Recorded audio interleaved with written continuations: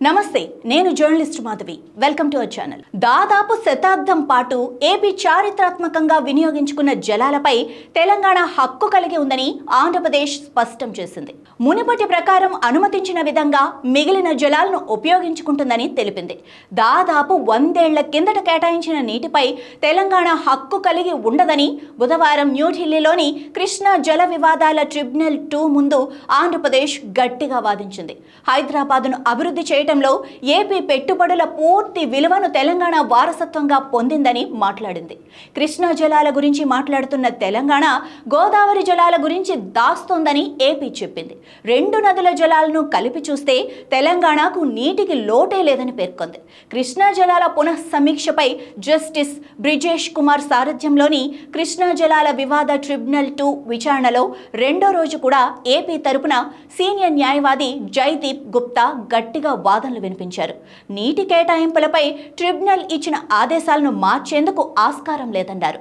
ఆంధ్రప్రదేశ్ వ్యవసాయ ఆధారిత రాష్ట్రంగానే ఉందని జైదీప్ గుప్తా గుర్తు చేశారు. అయితే తెలంగాణ సమర్పించిన ప్రతిపాదనలు ఏపీ నుండి కృష్ణా నీటిని మళ్లించటం లక్ష్యంగా పెట్టుకున్నాయని, ఏపీ పంటల పద్ధతులను మార్చాలని లేదా ఐడి పంటలకు మారాలని బలవంతం చేయాలని కోరుతున్నాయని ఆయన వాదించారు.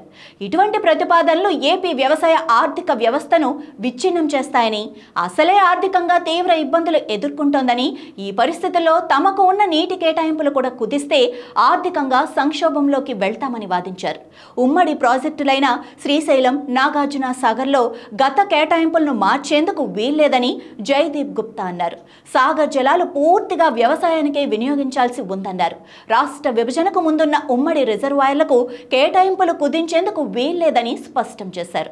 శ్రీశైలం, నాగార్జున సాగర్తో పాటుగా పులిచింతల కూడా ఉమ్మడి ప్రాజెక్టు పరిధిలోకి వస్తుందని గుర్తు చేశారు. మునుపటి ప్రకారం అనుమతించిన విధంగా మిగిలిన జలాలను ఉపయోగించుకోవటానికి ఏపీని అనుమతించాలని జైదీప్ అన్నారు.